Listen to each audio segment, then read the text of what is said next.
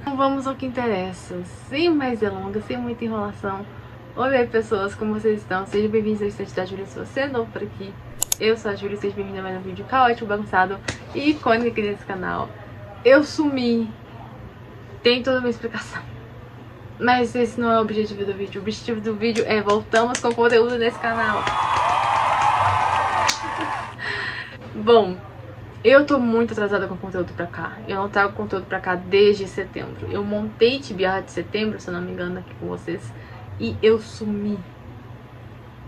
Mas agora, o que importa é que estamos voltando com conteúdo aqui pro canal.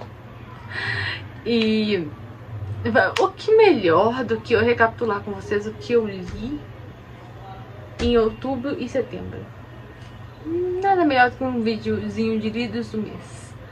Eu prometo que eu não vou sumir, estamos voltando com conteúdo, estamos voltando ativos, estou tentando recuperar o conteúdo que eu perdi.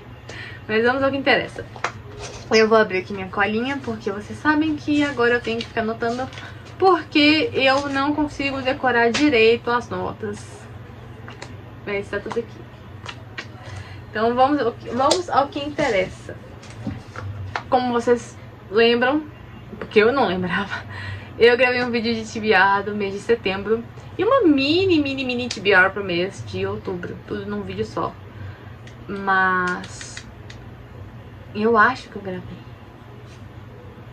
Eu não lembro mais do meu conteúdo, mas se eu não me engano eu gravei um vídeo de TBR, acho que foi pra setembro. Vamos começar com o que eu li em setembro. Vamos por partes, igual o Jack Stripador. Isso não foi legal, mas é a verdade. Em setembro eu li 1, 2, 3, 4, 5 livros. Outubro eu li 4. Tamo numa média, mais ou menos, né? Enfim. Não foram os melhores meses, mas valeram a pena porque tivemos um livro muito bom. Comecei setembro lendo Book Lovers, da Emily Henry. Esse livro aqui, eu tive uma relação muito complicada com ele. Porque desde que eu comprei ele, eu custei pra conseguir sentar e ler esse livro. Aliás, antes de tudo, apreciem. Apreciem. Tipo...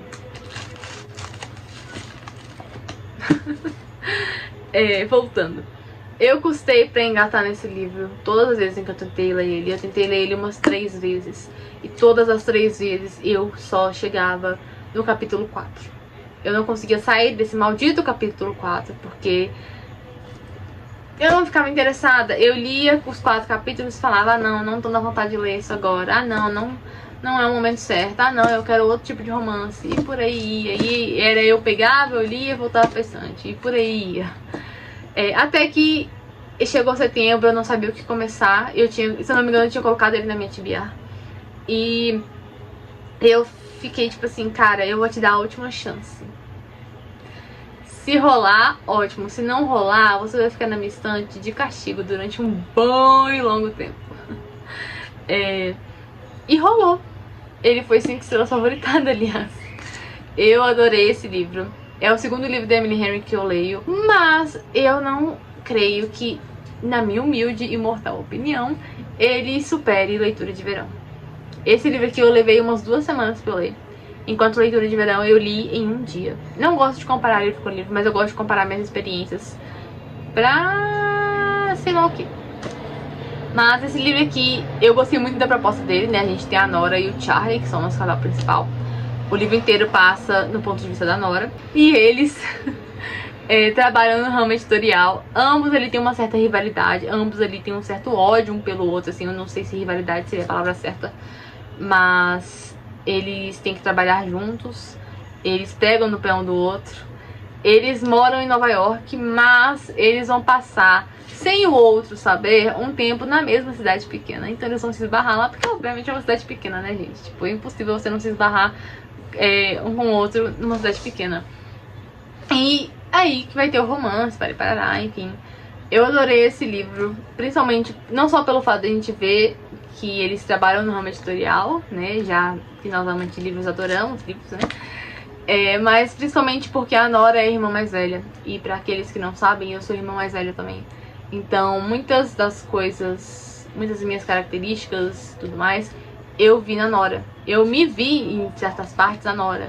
em algumas falas, em alguns pensamentos, em algumas atitudes, em coisas que ela fez e não fez, falou ou não falou, pensou, cogitou. Eu me vi ali nela em algumas características. E esse livro eu acho que ele foi muito mais denso do que Leitura de Verão, porque nele eu levei esse tempo todo para ler Book Lovers, porque tiveram muitas vezes em que eu tinha que parar, beber uma água, respirar, ou às vezes eu chegava e falava, acho que tá bom por hoje, parava, e às vezes eu ficava olhando pro teto pensando. Mas também confesso que eu demorei pra ler porque eu custei pra engatar. Eu tinha saído do capítulo 4, foi uma vitória, mas ao mesmo tempo não foi, porque nos capítulos seguintes eu lia e eu ficava tipo, tá, e daí? Tá, e daí? Tá, e daí? E pra mim a história não passava em certos pontos. Então às vezes eu ficava dias sem ler e por aí, até que eu cheguei e falei, eu vou terminar esse livro hoje e terminei. Mas é uma leitura muito gostosa. Creio que o único livro que deva superar, eu acho, não sei, é por conta de comentários que eu vejo por aí, acho que um livro que deve tentar superar aí Leitura de Verão seja Lugar Feliz. É um livro que eu não sei muita coisa, mas eu vejo todo mundo falando que é o livro mais triste da Emily Henry, então eu tenho ele na minha estante lá em cima. Então, seja o que Deus quiser, 5 estrelas favoritada, né? Eu falei. Depois disso, eu fui para um conto. Eu não sou uma leitora de contos, confesso. Eu gosto mais de livros assim, grandes do que contos, pra falar a verdade. Normalmente eu sou fã de contos quando são contos para séries. Mas esse conto que eu li é Wesley's na Estrada. Ele é um conto, obviamente, de Melhor do que nos Filmes. E eu li Melhor do que nos Filmes esse ano, né? Eu adorei, é um livro super gostosinho, super clichê, sessão da tarde, adorei. E eu não planejava ler esse conto tão cedo, eu não sabia da existência desse conto, até o momento em que eu falei que eu ia pegar ele pra ler. Eu peguei, na verdade, um conto pra ler porque eu senti uma mini ressaca literária vindo depois de Book Lovers. Então eu falei, eu vou pegar um conto rapidinho pra eu ler e vamos nisso. Eu li, ele é muito curtinho, tem menos de 200 páginas, muito rápido de ler, muito fluido. Só que eu dei 3,5 estrelas. Ele é um conto bom, é um conto gostoso, mas não é, tipo assim, um conto que, nossa, meu Deus, mudou a minha vida. Mudou, tipo assim, foi muito importante isso. Ele é necessário em certo ponto, porque ele responde, tipo, umas perguntinhas que a gente tem depois do final de Melhor do que nos Filmes. Só que eu não sou tão fã de conto pra série de romance. Então, foi mais real. Eu só peguei ele mesmo pra curar essa literária, porque tem muita gente que eu vejo pegando esse conto pra matar a saudade dos personagens, ou porque quer mais do livro, sabe? E eu só peguei mesmo porque eu não queria ficar de ressaca literária pela 1000ª vez esse ano. Então foi isso, eu não posso falar muito porque senão é spoiler do livro, né? Aí eu peguei finalmente uma fantasia, que foi Apenas um Monstro, da Vanessa Lam. Esse livro aqui, eu não vejo muita gente no Brasil panfletando esse livro aqui. Não vejo, e isso é triste. Porque o pessoal que é fã de Young Adult, o YA, iria adorar isso aqui. Iria.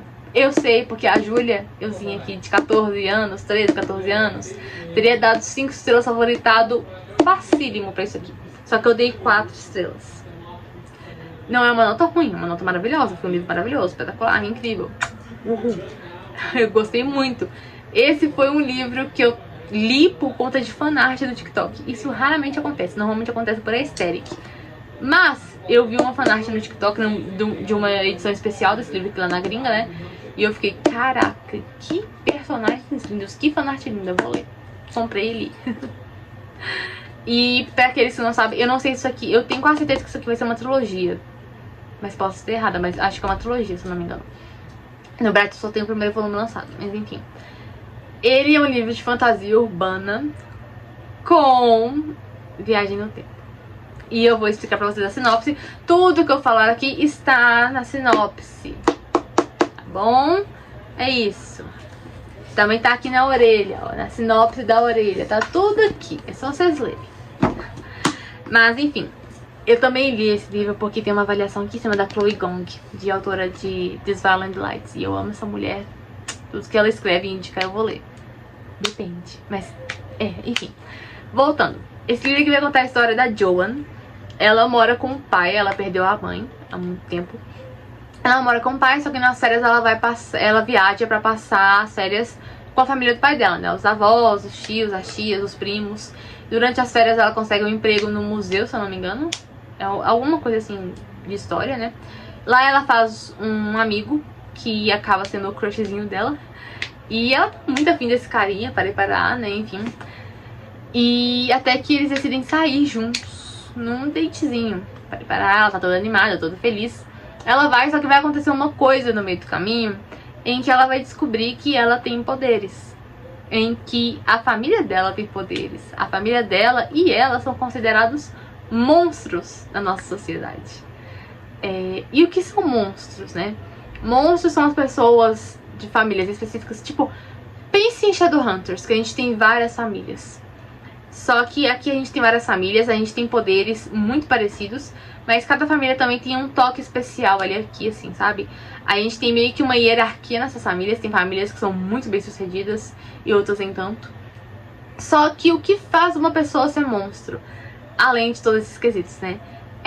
Os monstros têm esse poder em comum, que é eles viajam no tempo. Mas aí você pergunta, por que uma pessoa é um monstro por viajar no tempo? Porque é o seguinte, vamos supor que tem um personagem ali assim, um humano qualquer, que ele tem 70 anos de vida, tá bom? Ele vai morrer daqui a 70 anos, tá bom? Os monstros, para eles viajarem no tempo, eles têm que tomar tempo dos humanos. Das pessoas também, eles podem tomar dos próprios monstros também. Mas eles normalmente, na maioria, grande maioria das vezes, eles tomam de humanos. Mas eles podem tomar entre si também. Mas eles evitam. Então, para eles viajarem, eles tocam na nuca da pessoa, que é assim aqui atrás, ó. E roubam o tempo dela. Então, exemplo, um monstro foi e roubou 30 anos dessa pessoa. Então ela tem agora 40 anos de vida. Eles são monstros, eles tiram vida das pessoas. E é genial! E aí que ela descobre isso, só que não satisfeita com isso, a autora nos mostra que elas nos dá essa informação na sinopse também, de que o carazinho lá que a Joan ia no date, o humano, ele é um humano caçador de monstros. Ele vem de uma linhagem de caçadores de monstros e ele é um caçador de monstros nato. O nome dele não importa, eu não lembro o nome dele, porque ele não me conquistou tanto. O que importa é que no meio dessa bagunça toda, lembra que eu falei das famílias? Então, a família da Joan tem uma rivalidade absurda com uma família específica que é muito bem sucedida nessa hierarquia toda. E nessa família a gente vai ter o Aaron. Tipo Aaron Warner de Estilhaça-me. As características físicas são parecidíssimas. Ele é maravilhoso. Ele foi quem chamou minha atenção. E eles, no meio desse caos todo que a Joan descobriu para parar, ela vai ter que fazer uma aliança com eles. Vão ter que trabalhar juntos. Famílias rivais, trabalhando juntos. Isso aqui é incrível, é super delicioso. A gente tem triângulo amoroso nisso aqui. Só que vocês pensam, ai meu Deus, não vou ler porque tem triângulo amoroso. Não façam isso, porque se você compara o triângulo amoroso desse livrinho aqui com o triângulo amoroso de A Seleção, eu amo A Seleção, tá? Mas é só minha opinião. O triângulo de A Seleção é 1000 vezes pior. Esse aqui é 1000 vezes melhor. Eu pelo menos achei bem feito, tá? Porque tem todas essas questões, essas disputas, essas cartas um atrás do outro, né? Preparar, enfim. E é muito gostoso de ler, é muito rápido de ler. Só que ele não foi 5 estrelas favoritado. Ele não foi, infelizmente não foi. Por quê? Esse livro aqui era pra ter sido, na minha cabeça, lendo isso aqui, eu pensei, esse livro era pra ter sido a clássica receita de bolo de livros que tivemos ao longo, assim, de 2010, 2011, mais ou menos, né? Que a gente tem um exemplo, Percy Jackson em Harry Potter, em Crônicas Lunares, e por aí vai, nessas séries em que a gente tem essa receita de bolo em que o protagonista descobre que ele tem poderes, ou senão que sei lá o que. Ele tem uma descoberta muito importante. Aí ele precisa aprender sobre esses poderes pra combater um mal. Era pra ter sido essa receita de bolo, só que a autora fez a receita de bolo do jeito dela. E foi uma coisa que me incomodou, porque a Joan, quando ela descobre os poderes, ela teve uma dificuldade. Da noite pro dia ela descobre que ela tem poderes e ela teve uma dificuldade. Ela aprendeu, tipo assim, a manejar o poder, assim, ó, rapidinho. Isso foi uma coisa que me incomodou. Porque eu esperava um desenvolvimento um pouquinho maior desses poderes, um pouquinho maior da personagem. Eu achei a personagem muitas vezes imatura, confesso. Achei ela meio chatinha em alguns momentos. Mas tudo valeu a pena por conta do Aaron. Valeu a pena por conta disso. E da viagem do tempo. A viagem do tempo nisso aqui é maravilhosa. Mas o enredo, a história, a proposta, a ambientação, tudo muito bem feito, muito bem feito. Aí nós fomos para o caos de setembro, porque eu li um livro duvidoso. Não é surpresa, não é surpresa. Mas esse aqui acho que foi o extremo de duvidoso que eu li, que foi O Rei da Terra do Nunca. Eu não conhecia essa série, eu conheci essa série no dia que eu decidi pegar esse livro pra ler. Eu vi o pessoal falando no Instagram, porque ele tinha acabado de lançar, ele tinha lançado, se eu não me engano, na Bienal, ou perto da Bienal. Eu vi o pessoal comprando e lendo e falando, tipo assim, é viciante, é ótimo pra quem é fã de Dark Romance, sei lá o que, sei lá o que. E eu peguei pra ler. Para aqueles que não conhecem, é um Dark Romance com reconto de Peter Pan. Ou seja, mistura duas coisas totalmente opostas, né? Um conto clássico, assim, e Dark Romance. Você pensa, cara, isso vai ser uma bosta. E realmente, sabe aquele livro que você fala assim, cara, isso aqui é uma bosta, mas é a minha bosta? É tipo assim, é uma bosta em que eu fiquei curiosa pra ler, eu peguei, eu sentei pra ler, eu tive um tempo de me divertindo com esse livro. Eu li, eu passei o meu tempo lendo, foi um livro que me deu vontade de ler. Tá tudo bem, existe livros assim, eu tenho muitos livros assim, muitos. Esse aqui é um deles, eu dei 3 estrelas pra esse primeiro volume. Eu pretendo continuar a série, não sei quando, mas não é prioridade no atual momento. Mas eu curti essa série. Resumindo pra vocês a sinopse, a gente tem a Wendy Darling, né, que é a nossa queridíssima Wendy, clássica do filme, do conto, etc, etc. E ela teve uma hierarquia, ela teve uma linhagem de Darlings.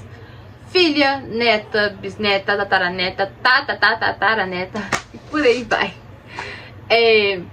E aí que uma das Darlings, uma dessas de sua linhagem, não lembro se foi ela, mas acho que foi uma da linhagem depois dela, roubou algo de muita importância pro Peter Pan e pra Terra do Nunca. Peter Pan e os Meninos Perdidos, para aqueles que estão com dúvida e estão achando isso muito problemático, eles não são crianças. Eles têm 20 e poucos anos. Tá? Relaxa, calma, respira. Enfim. E aí, por conta disso, o Peter Pan fica maluco. Ele fica doido atrás disso, porque isso é essencial pra ele e pra Terra do Nunca. É algo muito, muito, muito importante, que não é revelado tão cedo. E aí que ele tá atrás disso. Então ele decide que depois do que aconteceu com essa Darling em específico, todas as Darlings em seguida, quando atingirem 18 anos, eles, Meninos Perdidos, vão na Terra, sequestram essa Darling, levam ela pra Terra do Nunca por tempo indeterminado, até eles tentarem descobrir aonde tá o negócio que ele perdeu. Só que aí tem um problema. As Darlings, elas estão voltando da Terra do Nunca malucas, doidas, traumatizadas, podemos dizer assim. E nenhuma delas consegue explicar com total certeza o porquê. Porque elas estão muito traumatizadas. Muito, num nível assim, muito, muito, muito problemático. Então aí a gente tem essa Darling atual, que eu não lembro o nome da bonita, não importava o nome da bonita na hora que eu li, eu só queria ler pra saber o que acontecia mesmo. E aí é a vez dela. Essa é a sinopse. Pontos positivos. É diferente, é interessante, é viciante, é fluido, é muito rápido de ler. Ele é muito curtinho, ele tem menos de 300 páginas, muito rapidinho. Eu li ele em uma madrugada, pra vocês terem noção. Eu gostei, ele é ótimo, cura ressaca. É o que eu tava precisando, pra falar a verdade. Eu sempre tô precisando de um cura ressaca, né? Enfim. Pontos negativos. Escrita não é das melhores, eu achei a escrita meio rala, pra falar a verdade. A protagonista é meio chatinha às vezes. É Dark Romance, então é problemático, né? Mas quem é leitor de Dark Romance já tá acostumado com isso, em certo ponto. Mas não significa que passemos pano pra tudo. relaxem. E a questão é que misturou dois gêneros diferentes. Misturamos fantasia com dark romance. Então você espera um equilíbrio ali dos dois, mas a autora decidiu focar no dark romance e os elementos fantásticos não foram tão bem desenvolvidos, tão bem explicados em si, sabe? Então eu senti uma falta disso. Mas eu espero que nos próximos volumes sejam melhores. Mas é um ótimo cura-ressaca, se você for ler, lembrando que é mais 18, lembrando que tem gatilhos. Faz isso aí, minha filha, olha os gatilhos que é melhor.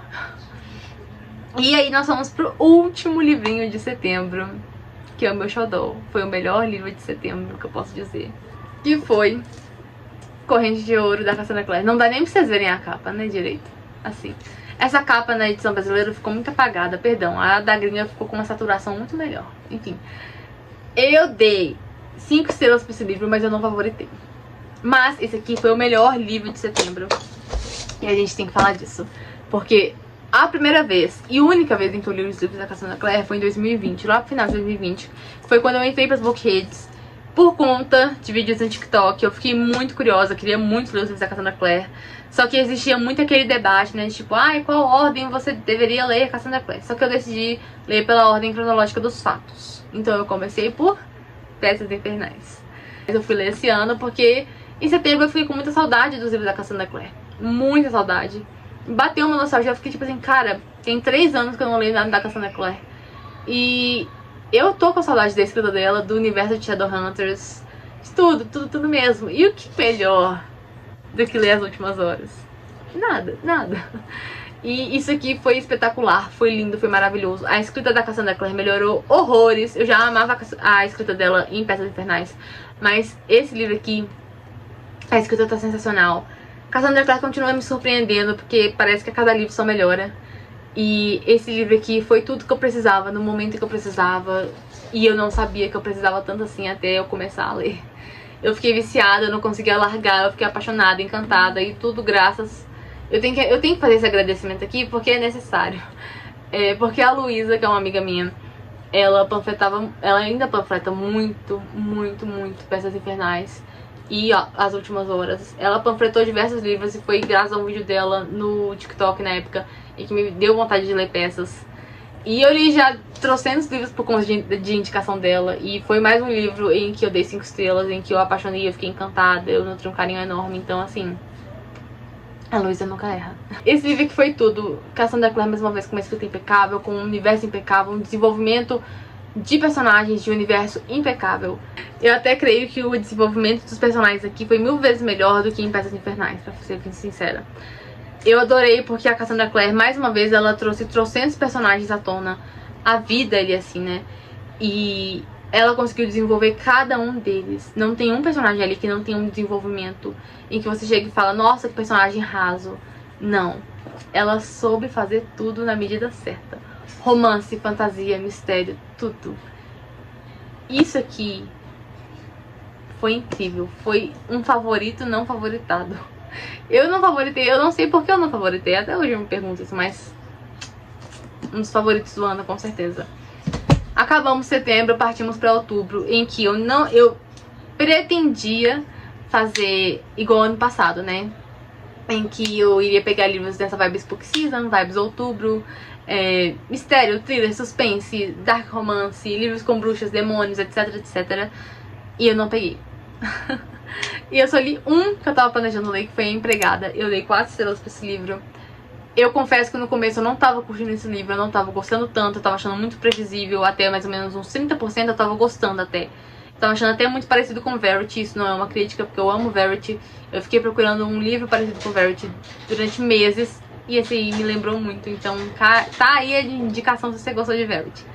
Mas dos 30% até os 60% eu achei muito, assim... me fugiu a palavra, mas eu achei, assim, muito fácil adivinhar as coisas. Eu achava que eu sabia tudo que ia acontecer no livro. E a autora foi genial, porque ela fez isso de propósito. Ela faz a gente achar que a gente sabe tudo durante 60% do livro, pra chegar nos 60% e ela jogar um plot que ela chega na sua fuça e fala assim: você é uma idiota, você caiu feito um patinho no que eu planejei. E realmente, o plot, você chega e fala: cara, não é nada daquilo que eu pensei, nada do que eu imaginei. E aí começa a vir bomba atrás de bomba, e é aí que veio 4 estrelas, porque até então ia ser uns 3, 3,5. Foi muito bom, achei um ótimo cura-ressaca. Por mais que eu tenha custado um tiquinho pra ler. Mas valeu a pena passar por esse 60% todo pra chegar na reta final e tudo isso acontecer. E se eu não me engano vai ser uma série, se eu não me engano, em que cada livro vai ser um caso diferente. Então eu tô muito animada pelo segundo volume. E aí veio o meu surto de outubro, porque eu fiz algumas promessas literárias no começo do ano, né? E uma delas foi ler Jogos Vorazes. E eu não li durante o ano inteiro, e aí eu lembrei que em novembro lançava o novo filme do Cantiga dos Pássaros e das Serpentes, né? E eu precisava ler tudo de Jogos Vorazes, que eu queria ler esse livro pra poder assistir o filme. E aí começou a minha maratona de ler Jogos Vorazes. E eu li o primeiro volume, eu dei 4 estrelas pro primeiro volume.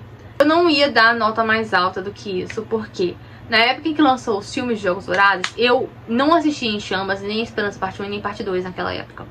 Eu assisti o primeiro filme de Jogos Vorazes umas 3 vezes. Eu adorava o primeiro filme de Jogos Vorazes. Eu tinha o livro de Jogos Vorazes, o primeiro volume, só que eu me desfiz dele porque eu sabia que eu não ia ler. Porque naquela época não era a minha vibe de leitura, sabe? Distopia não era tanto a minha vibe.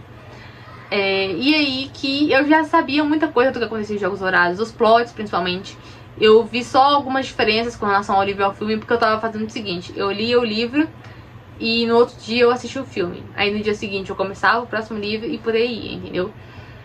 Então, eu gostei muito do filme de Jogos Vorazes. Eu reassisti, né, igual eu falei com vocês. E comparando com o livro, eu gostei das mudanças que foram feitas, com exceção da mudança de como a Katniss recebe o broche do Tordo, né? Mas achei que foi uma adaptação muito bem feita. Eu gostei muito do primeiro volume, me trouxe uma nostalgia muito grande. Parecia que era eu com uns 13 anos, mais ou menos assim, assistindo Jogos Vorazes. Eu não lembro que ano que foi Jogos Vorazes e que ano que eu assisti, mas enfim, não importa muito. Gostei bastante. Li em um dia, pra vocês terem noção. E aí eu li Em Chamas. 5 estrelas, favoritado. Meu favorito da trilogia, ponto final. Eu adorei esse livro. Pra mim esse livro grita muito mais distopia do que o primeiro volume, pra ser sincera, em certo ponto. Acho que por conta que nesse segundo livro a gente tem muito mais migalhas que a gente recebe com relação ao Distrito 13, à rebelião e a tudo mais. A gente tem eu esqueci o nome daquele negócio quaternário que a gente tem. Mas enfim, a gente tem os Jogos Vorazes diferentes, né? E a gente tem o Finnick. E o Finnick é o amor da minha vida. Fica empatado com o Pita, mas tudo bem. Eu adorei tudo nesse livro, tudo. Acho que a única coisa que eu não adorei foi o Gale, porque a gente já não gosta dele desde o primeiro volume. Isso não importa. Mas muito bom, muito bom. Meu favorito de todos, junto do filme. Acho que quem pode chegar raspando nele é a Cantiga dos Pássaros e das Serpentes. Eu já não li mesmo ainda, então pretendo ler em dezembro, mas enfim. O que importa é que eu vi o filme de Em Chamas, eu adorei, também meu filme favorito da trilogia. Maravilhoso, impecável, incrível. Escolha do elenco perfeita. Juro pra vocês, perfeita. O ator que faz o Finnick é o mesmo que faz o Billy de Daisy Jones. E aquele que faz também aquele personagem de Como Eu Era Antes de Você. E eu já adorava o ator e eu achei que ele foi a escolha perfeita. Principalmente ele naquela idade, bem novinho, ele assim, pra fazer o Finnick. Achei a vibe perfeita pro Finnick. Lindo, maravilhoso. Fui ler a Esperança e foi aí que o caos começou. Porque eu li metade de Esperança em um dia. Eu também li Em Chamas em um dia, tá? Eu li metade de Esperança em um dia. E numa das minhas pausas eu falei, eu vou pegar o TikTok. Já tava aparecendo pra mim uns vídeos de edit, assim, do Finnick, do pessoal de Jogos Vorazes, do Pita. Apareciam algumas curiosidades, alguns vídeos, tipo assim, do por trás das cenas, dos bastidores em si, sabe? De entrevistas que eles fizeram na época, e eu fiquei assistindo.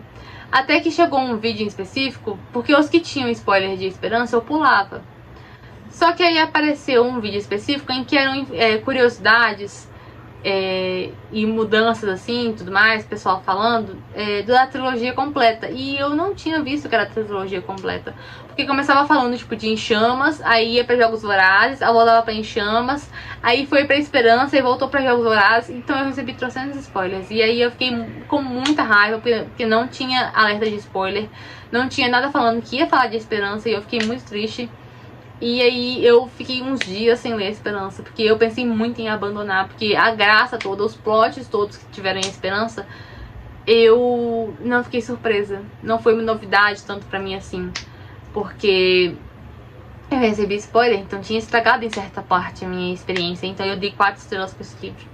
Dei 4 estrelas mesmo por ser uma nota alta, porque foi um livro bom, eu gostei. Por mais que eu tenha achado o começo dele muito lento, mas a parte que começou a engatar, eu consegui curtir, consegui desfrutar ali, assim, umas coisinhas.